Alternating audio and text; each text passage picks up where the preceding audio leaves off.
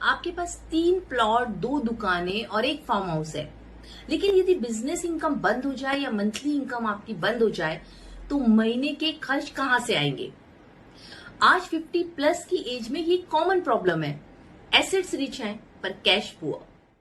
नमस्कार, मैं ऋषुभा अरुण देकर वेल्थ मैनेजमेंट से।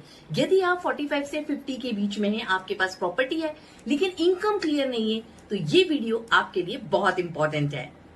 वीडियो पसंद आए तो इसे लाइक जरूर करें और उन लोगों के साथ जरूर शेयर करें जिनको इसकी जरूरत है। और यदि आप रिटायरमेंट प्लानिंग में प्रैक्टिकल कंटेंट चाहते हैं तो इस चैनल को सब्सक्राइब करना ना भूलें। तो लाइव एग्जाम्पल देखते हैं मिस्टर शर्मा का, जिनकी एज 54 है, जिनके पास रेसिडेंशियल प्लॉट है जो 1 से 2 करोड़ का है, कमर्शियल शॉप 80 लाख की है और एग्रीकल्चर लैंड 50 लाख है।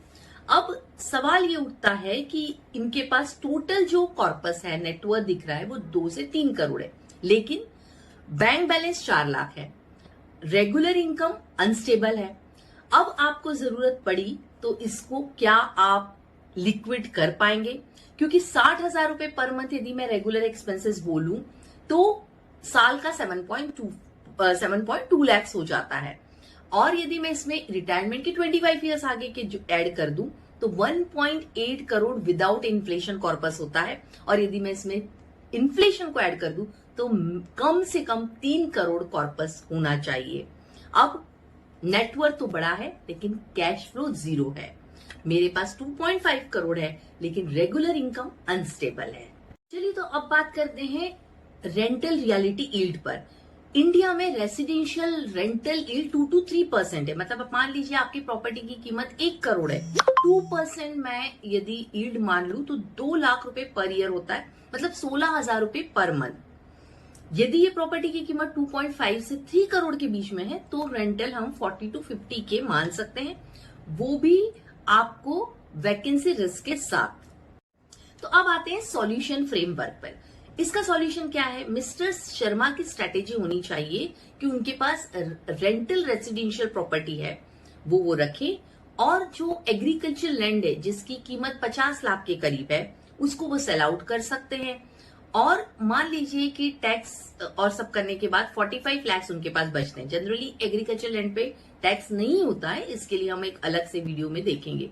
मान लेते हैं 45 लाख है, तो ये 45 लाख पर 8% के हिसाब से मैं देखूं तो 3.6 लाख ईयरली आता है, मतलब 30,000 पर मंथ उनको मिल सकता है यदि वो इसका सही एलोकेशन करते हैं और SWP सिस्टमैटिक विड्रॉल प्लान लेते हैं। मतलब 30,000 उनको रेंट आ सकता है और 30,000 उनको यहां से SWP मिल सकती है। इस तरह से 60,000 की स्टेबल इनकम बिना सारी प्रॉपर्टीज बेचे उनको मिल सकता है।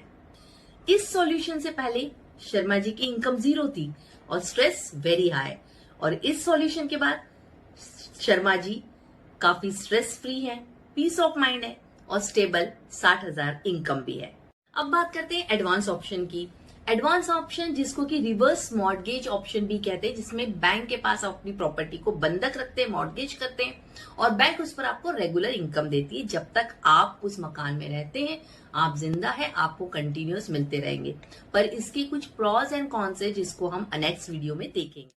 रिटायरमेंट इनकम के लिए हमें नॉन परफॉर्मिंग एसेट्स आइडेंटिफाई करना बहुत जरूरी है।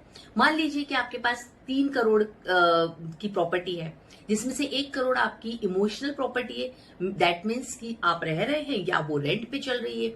सेकंड, आपकी ग्रोथ परफॉर्मिंग एसेट्स, ऐसी एसेट जो आज परफॉर्म नहीं कर रही है लेकिन आने वाले समय में वहां हो सकता है कि एयरपोर्ट आ रहा हो, फ्लाईओवर्स बन रहे हो, तो आने वाले समय में उसकी कीमत बहुत ज्यादा बढ़ सकती है। और नॉन परफॉर्मिंग एसेट्स वो एसेट्स है जो आपके एरिया से बहुत कोसों दूर है, आज भी उसकी प्राइसेस उतनी नहीं बढ़ रही है और आगे भी बढ़ने की संभावना नहीं है। तो हर प्रॉपर्टी वेल्थ क्रिएट नहीं करती है, कुछ प्रॉपर्टी आपके ईगो को संतुष्ट करती है और रिटायरमेंट प्लानिंग ईगो से नहीं इनकम से चलता है। अब कॉमन मिस्टेक क्या करते हैं जिन्हें रियल एस्टेट से बहुत प्यार है? तो प्रॉपर्टी है तो उन्हें लगता है टेंशन ही नहीं है। ऐसा कहते हैं कि don't put all the eggs in one bucket, लेकिन प्रॉपर्टी प्रेमी all eggs in real estate होता है। No emergency fund, children dependent assumption होता है कि हमने किया है, बच्चे भी बड़े होके हमें संभाल लेंगे। लेट प्लानिंग शुरू होती है। अगर आप 50 प्लस हैं और आपके पास प्रॉपर्टी है लेकिन इनकम क्लियर नहीं है तो कमेंट कीजिए इनकम। मैं आपको रिटायरमेंट इनकम ऑडिट फ्रेमवर्क भेजूंगी। धन्यवाद, जल्दी ही दूसरे वीडियो में मिलते हैं।